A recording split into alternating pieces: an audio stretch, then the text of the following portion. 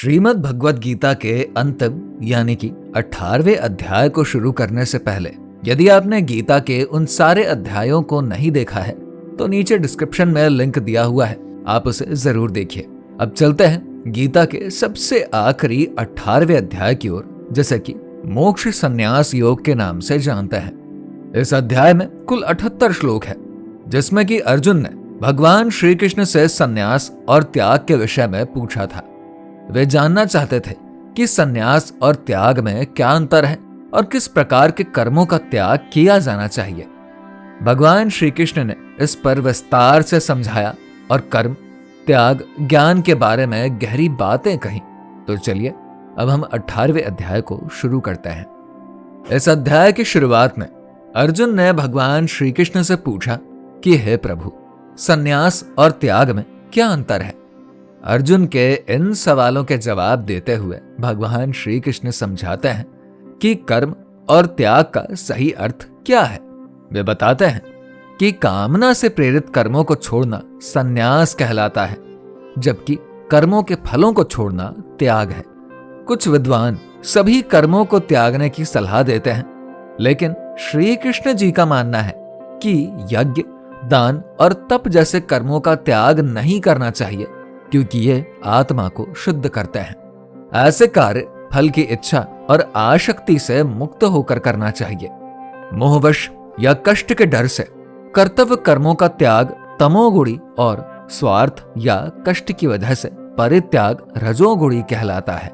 सच्चा त्याग वो है जो कि कर्तव्य समझकर बिना किसी फल की कामना के किया जाता है, और ऐसे त्याग को सत्वगुणी कहते हैं। मनुष्य के लिए कर्मों का पूर्ण त्याग असंभव है, लेकिन जो फल की आसक्ति छोड़कर कर्म करता है वो ही सच्चा त्यागी होता है।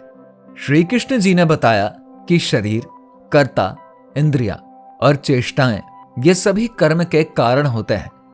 जो व्यक्ति केवल आत्मा को कर्ता मानता है वो वास्तविकता से अज्ञात होता है। इसके बाद भगवान ने ज्ञान, कर्ता और कर्म को प्रेरित करने वाले 3 कारकों के बारे में बताया। जब कोई व्यक्ति अपने कर्मों को सही रूप से समझता है तो वो कर्मों से मुक्त हो सकता है। श्री कृष्ण जी ने ज्ञान के बारे में बताया कि जो ज्ञान सत्वगुणी होता है वो सभी जीवों में एक अविनाशी सत्य को देखता है।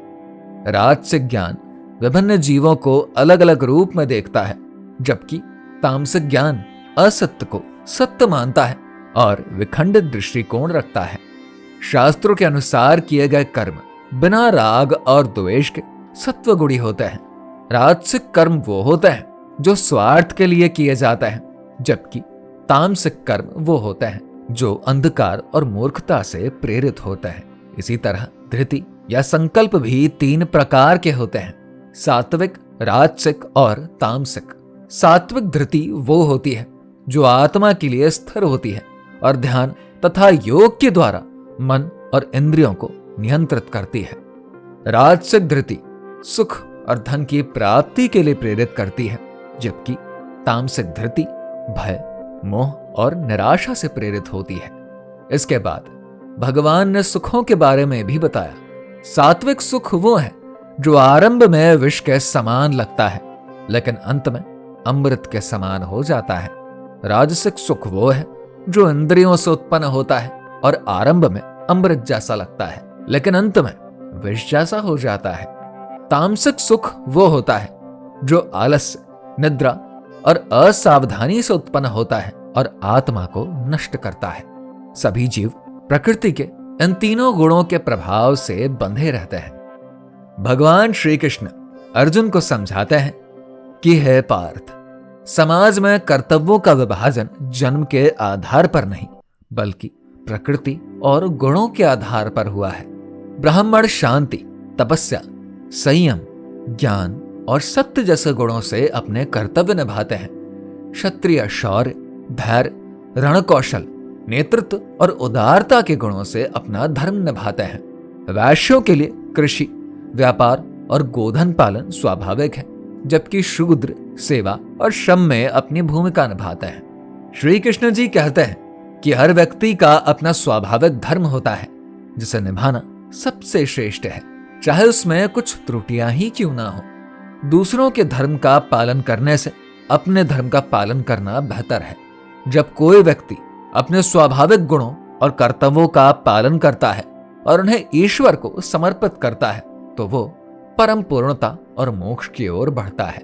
जो व्यक्ति भक्ति के माध्यम से उन्हें जानता और प्रेम करता है वो उन्हें सच्चे स्वरूप में अनुभव कर सकता है।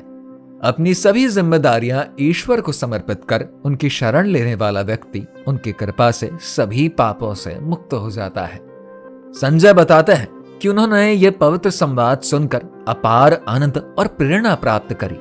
वेद व्यास की कृपा से यह परम रहस्यमय योग उन्हें समझ में आ गया। श्री कृष्ण और अर्जुन के संवाद का स्मरण करते हुए वे बार बार हर्षित होते हैं। संजय कहते हैं कि जहां भगवान श्री कृष्ण योग के स्वामी और अर्जुन जैसे महान योद्धा होते हैं वहां अनंत ऐश्वर्य, विजय, समृद्धि और धर्म का वास होता है। इसके बाद अर्जुन को गीता का गूढ़ रहस्य समझ में आया और वे बोले कि हे प्रभु, अब मैं अपना कर्तव्य निभाने में कोई भी संकोच नहीं करूंगा बल्कि पूरे मन से युद्ध करूंगा।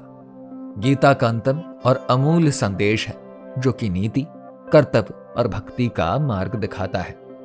इसी के साथ ही श्रीमद् भगवद गीता का अंतिम यानी कि 18वां अध्याय यहाँ पर समाप्त होता है, जिसे समझने के बाद व्यक्ति जीवन में सच्ची शांति और मुक्ति को पा सकता है।